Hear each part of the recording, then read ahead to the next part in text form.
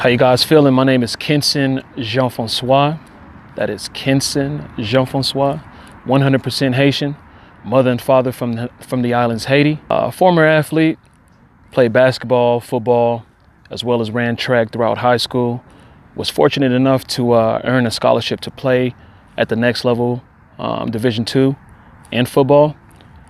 Besides that, I worked across the city as a sub teacher at one point. I substituted. It was one of the most glorifying jobs, being able to give back to the youth. I come from a harsh background, growing up in the urban community of what they call third world projects. So I am a Section 8 baby, but I actually made it out. I'm making this Can I Be Vulnerable video to support my man, BJ Williams. Coming from my background and my experiences, man, I like to call it experience early, maturity late. The first biggest scare in my life was experiencing having a child at 16 years young. I got a woman pregnant that I had no relationship with. I never kissed her. I never hugged her. I didn't know her favorite color. I didn't know anything about her. I just was a lustful young man and taking advantage of an opportunity without using my mind to say that I need to protect myself. Two parts of me really hates the decision that I made back then, because I had a girlfriend at that time, which was a faithful girlfriend.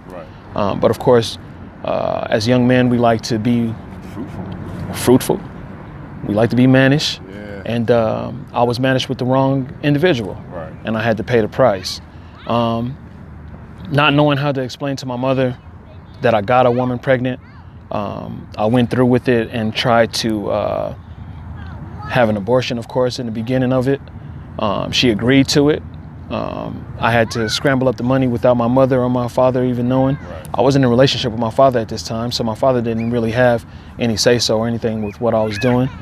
Once I gathered the cash and I came back to her, she said that she elected not to have the abortion. Now, I'm a former athlete, of course. I was the #1 athlete coming out of Vegas as a wide receiver. I didn't know exactly what she was planning or expecting, but I immediately grew to be almost somewhat like a deadbeat. I just didn't want any parts of it. I was scared. I was ashamed. I didn't tell any of my friends, none of my closest friends. I have 4 closest friends that I'm real cool with at that time. I never told any of them that I was seeing her. So when this magical secret came out, I was just in a total ashamed state of mind. That's all I could feel was I'm ashamed, because I have this chick pregnant and nobody knows who she is. Nobody knows what she looks like. Nobody knows what's going on, but they do hear that I'm 16 years young and I have a girl pregnant that I'm not in a relationship with. Immediately, the repercussions from my mother scorned me even more. My mother is a Haitian woman. Through and through. Right? So it was verbal abuse coming from the Haitian language. Papa kaka, upa yen, buda kaka, chien, ou même gens avec papo. All of this was words as, you're not nothing, you'll never be nothing, you're just like your low-life father. So I got punished even more for making a decision that I wasn't thinking of when I was making it. Fast forward years later, my daughter is about 6 years old. I pick my daughter up one day coming back from college, and I look at her and she looks just like me. Again, I'm a Virgo, I'm an emotional man. I begin to cry. I couldn't believe that I created a child that looked like me, and I totally neglected because of the pain that I felt for her mother. This had nothing to do with the girl, but for her mother, I just didn't want anything to do with it. As I began to want to step up and fix my ways and turn from my childish behavior, now the mother no longer wanted to accept me. Which I totally understand. You can't necessarily be too mad at that. I can't, because I left, I ran, yet at the same time, you as a woman, I didn't put a gun to your head. I didn't make you have sex with me, nor did I make you have this child. Right. You knew exactly the whole protocol of everything that we were doing, because I never lied to you. Right. I never lied to this woman. I didn't tell her that I didn't have a girlfriend. She knew that I had a girlfriend. She knew everything that was going on. It was just I was so young and I got caught up in it. Yeah. So now, as I'm trying to exercise and become a great father and unfix what I'm fixing, now I have to battle the repercussions, of course, of her mother.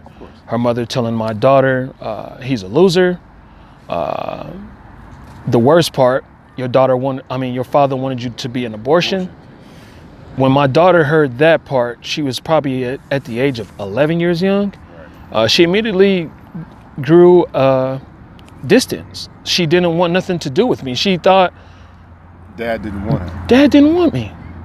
You know, I didn't want her to feel this type of pain. And the only thing I could explain to her is, well, Michaela, my daughter is now 18 years young. She was born November 5th, 2000.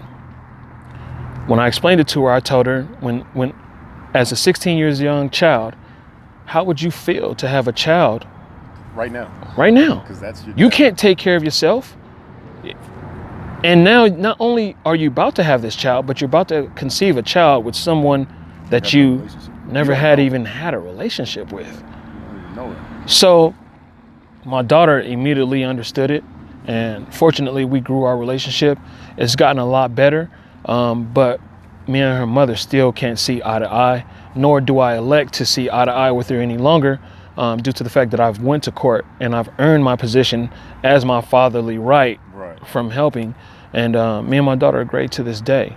So that was one of the craziest positions in my life that I never really even told you. Yeah, you know, you don't even really get to see the experience of me growing up with my daughter. I missed a lot of different important pieces to raising my child. I didn't change the diapers. I didn't hold her when she was young. First steps. I didn't see the first steps. I didn't get to hear the dada and all that. I missed all of that. So going through that first phase, just knowing that my mother, who was the only prominent piece to my life, that's been there day in and day out, to see her hurt and then hurt me, I totally understood the phrase hurt people. And the only reason why she hurt me was because she was hurt. So she wanted to express her pain to make sure that I felt the same way. And that killed my soul for a pretty hard time. My grades went down. A lot of different things happened to me during that moment. Yeah, like when pain sets in, it manifests itself into other entities in life, and not even thinking about it. And then all of a sudden it becomes a cycle of why me, and you continue to fuck up. Very true. Just very true. Small things. I said why me for a long time. I want to say, even in that retrospect, I've healed a lot from that situation, but I'm still not completely healed. Due to the fact that her mother has slandered my name so bad for reasons that I have complete no understanding of. I even, as a man, apologized. I apologize for my foolishness. I apologize for walking away from you. I apologize for leaving you hanging. But understand that that's because I was a child. And as a child, that's what I was acting like. I'm not a young man that was raised with a father. I didn't know nothing about being a father. So my first instinct told me to run. My first instinct didn't tell me to stand and be a man. It told me to bitch up, tuck tail, and get gone. A father's worst fear is to understand that karma can possibly be real. Right in this. I was blessed to have a beautiful daughter, and I was cursed to have a beautiful daughter. I don't sugarcoat conversations, though. I definitely give my daughter proper jewels to really take steps in dating. So questions that we were never taught as children, like my daughter's, she knows my very first thing that I ask her is, you want to ask every man, was your father in your life? That's a damn good one. That's a very good question for a young lady to know about a young man. Just to know, is he equipped with those type of characteristics that a man implemented in him early? Because mothers can do great jobs. Don't get me wrong. I was about to say, it's not taken away from the mothers at all. I'm not taking away from no mothers. There's a role that the man plays as well that you very cannot true get from a woman, and vice versa. Very true. Vice versa. It works both ways. It's duality. Very true. So that's a hell of a fucking. Very true. So I always tell my daughter to always ask, you know, was your father in your life? And of course, was your mother in your life? Because that's equal as important. Yeah. If he doesn't know how to treat his mother, he's definitely not going to know how to treat you. Right. From there, you want to ask other background questions. Okay, have you ever been to jail? Have your family ever been to jail? Because we all know that it's unfortunate, but DNA does run. Trauma is passed down through DNA. Trauma is very passed down through DNA. If you don't believe that shit, you don't have to believe it if you don't want to. Trauma. It is. It's definitely. So she understands that aspect, and then her favorite question, like I tell her all the time, is most men have a plan. Most men have a plan.